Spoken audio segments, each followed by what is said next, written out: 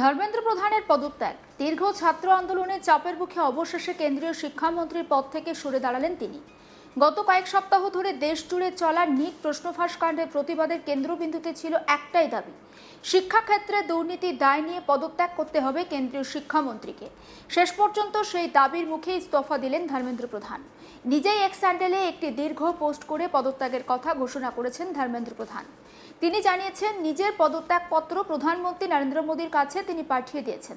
প্রধানমন্ত্রীর সুপারিশের পর রাষ্ট্রপতির কাছে সেই পদত্যাগপত্র পাঠানো হয় এবং রাষ্ট্রপতি তা গ্রহণ করেছেন। এই ঘটনার সময়টা অত্যন্ত তাৎপর্যপূর্ণ, কারণ সরকারের সঙ্গে আন্দোলনকারী সংগঠন সিজেপির ইতিমধ্যে দুদফা বৈঠক হয়েছে, কিন্তু কোনো সমাধান সূত্র বেরোয়নি। শনিবার বিকেলে তৃতীয় দফার বৈঠক হওয়ার কথা ছিল, আর সেই বৈঠকের আগে নিজের পদত্যাগের ঘোষণা করেন ধর্মেন্দ্র প্রধান। পদত্যাগের পর প্রকাশ করা খোলা চিঠিতে ধর্মেন্দ্র প্রধান নিজের দীর্ঘ রাজনৈতিক আর প্রশাসনিক জীবনের কথা তুলে ধরেছেন।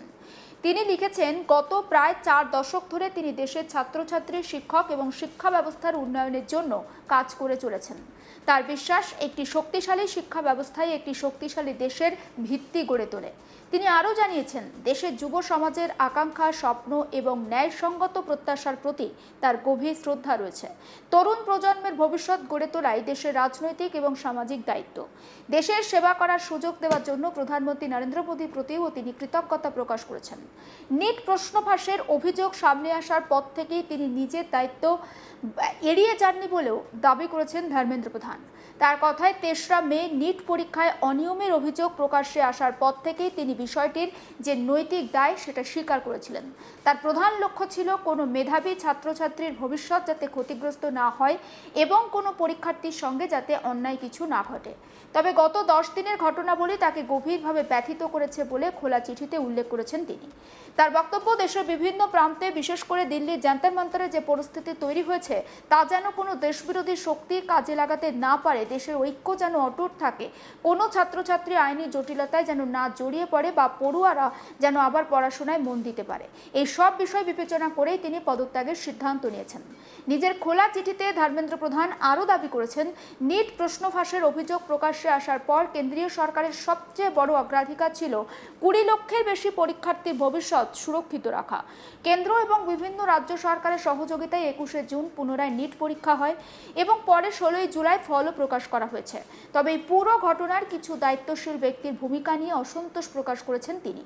তার অভিযোগ, কিছু মানুষ ইচ্ছাকৃতভাবে ছাত্রছাত্রীদের বিভ্রান্ত করেছেন এবং পরিস্থিতিকে আরও জটিল করে তুলেছেন। এই ঘটনাগুলো তাকে ব্যক্তিগতভাবে ব্যথিত করেছে বলেও জানিয়েছেন ধর্মেন্দ্র প্রধান। কিন্তু এই পদত্যাগের সবথেকে উল্লেখযোগ্য দিক হলো ইতিহাসের একটি অদ্ভুত পুনরাবৃত্তি। আজ যে প্রশ্নফাঁস কাণ্ডের জেরে ধর্মেন্দ্র প্রধানকে পদত্যাগ করতে হলো, প্রায় 30 বছর আগে ঠিক একই ধরনের প্রশ্নফাঁস বিরোধী আন্দোলনের হাত ধরেই তার রাজনৈতিক উত্থান হয়েছিল। সময়টা ছিল 1997 সাল, জায়গাটা ছিল ওড়িশা। তখন ওড়িশায় ক্ষমতায় ছিল কংগ্রেস সরকার, মুখ্যমন্ত্রী ছিলেন জানকীভাল্লা পটনায়ক। আর সেই সময় প্রশ্নফাঁসের অভিযোগে উত্তাল হয়ে উঠেছিল রাজ্য। প্রায় 1500 ছাত্রছাত্রী ভুবনেশ্বরে মুখ্যমন্ত্রীর বাসভবনের সামনে ধর্নায় বসেছিলেন। আর সেই আন্দোলনে একেবারে সামনের সারিতে ছিলেন তরুণ ছাত্রনেতা ধর্মেন্দ্র প্রধান। প্রশ্নফাঁসের দায়ে তৎকালীন কংগ্রেস সরকারের বিরুদ্ধে সরব হয়েছিলেন তিনি। দাবি তুলেছিলেন, যুব সমাজের ভবিষ্যৎ নিয়ে ছেলেখেলা করা হচ্ছে এবং এর দায় অবশ্যই সরকারকে নিতে হবে। তখন ধর্মেন্দ্র প্রধান রাষ্ট্রীয় স্বয়ংসেবক সংঘ বা আরএসএস এর সঙ্গে যুক্ত ছিলেন।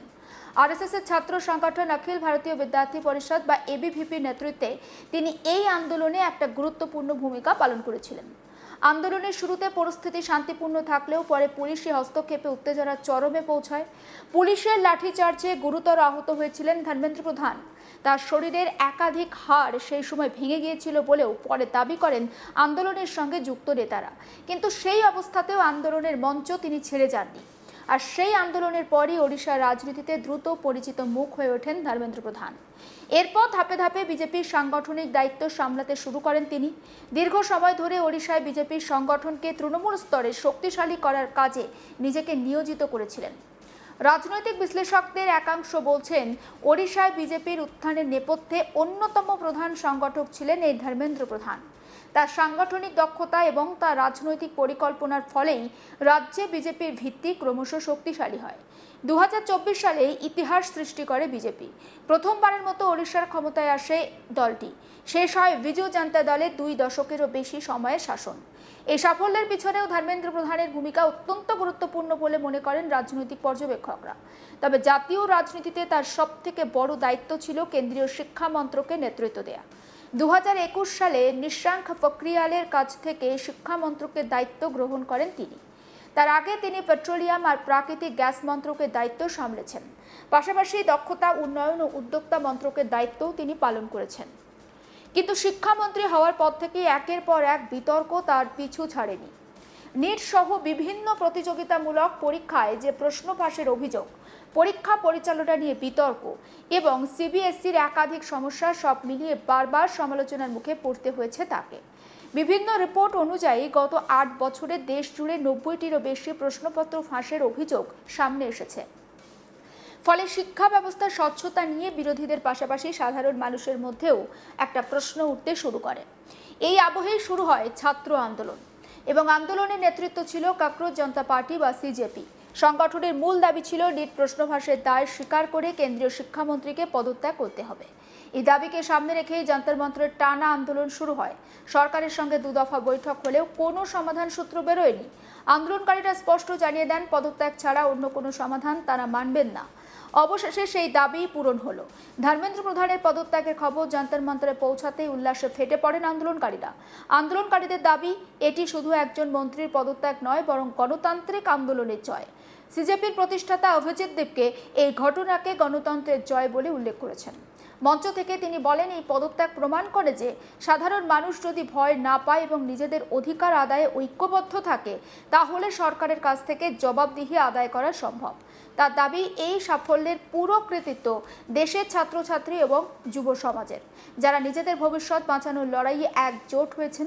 তারাই এই ঐতিহাসিক পরিবর্তনের পথ তৈরি করেছেন। অভিজিৎ দীপকে আরও বলেন, আন্দোলন এখনো শেষ হয়নি। শিক্ষাক্ষেত্রে দুর্নীতির বিরুদ্ধে এই লড়াই চলবে। প্রশ্ন ফাঁসের সঙ্গে জড়িত প্রত্যেকের বিরুদ্ধে কঠোর ব্যবস্থা না নেওয়া পর্যন্ত তাদের আন্দোলন অব্যাহত থাকবে। এদিকে রাজনৈতিক মহলেও ধর্মেন্দ্র প্রধানের পদত্যাগ নিয়ে শুরু হয়েছে জোর চর্চা। অনেকের মতে এটি শুধুমাত্র একজন মন্ত্রীর পদত্যাগ নয়, বরং কেন্দ্রীয় সরকারের জন্য একটি বড় রাজনৈতিক বার্তা। কারণ দেশের কোটি কোটি ছাত্রছাত্রীর ভবিষ্যতে জড়িয়ে থাকা একটি ইস্যুতে শেষ পর্যন্ত সরকারকে নরম হতে হয়েছে। আবার অন্য একটি অংশ বলছে যে ধর্মেন্দ্র প্রধান নিজের পদত্যাগের মাধ্যমে রাজনৈতিক দায়িত্ববোধের নজির স্থাপন করেছেন। যদিও বিরোধীদের দাবি, এই পদত্যাগ অনেক আগেই হওয়া উচিত ছিল। এরপর সবথেকে বড় প্রশ্ন, ধর্মেন্দ্র প্রধানের পদত্যাগের পর কেন্দ্রীয় শিক্ষা মন্ত্রকের দায়িত্ব কে নেবেন? 24 ঘন্টায় কেন্দ্রীয় শিক্ষা মন্ত্রকের দায়িত্বে এলেন প্রধানমন্ত্রী নরেন্দ্র মোদীর অন্যতম বিশ্বস্ত সহকর্মী প্রহ্লাদ যোশী। নিট প্রশ্নফাঁস কাণ্ডের তদন্ত ঠিক কোন পর্যায়ে পৌঁছাবে? পরীক্ষা ব্যবস্থাকে স্বচ্ছ করতে কেন্দ্র কি নতুন কোনো পদক্ষেপ নেবে? সবথেকে গুরুত্বপূর্ণ, দেশের ছাত্রছাত্রীদের আস্থা ফিরিয়ে আনতে সরকার ঠিক কী রূপরেখা ঘোষণা করবে? এই প্রশ্নগুলোর উত্তর অবশ্যই সময় দেবে। তবে আপাতত এটুকু স্পষ্ট, ছাত্র আন্দোলনের ইতিহাসে আরেকটি গুরুত্বপূর্ণ অধ্যায় যুক্ত হলো। সমস্ত আপডেট এইভাবেই পৌঁছে দেবো আপনাদের কাছে। নজর রাখুন আজ তাক বাংলায়, সাবস্ক্রাইব করতে ভুলবেন না।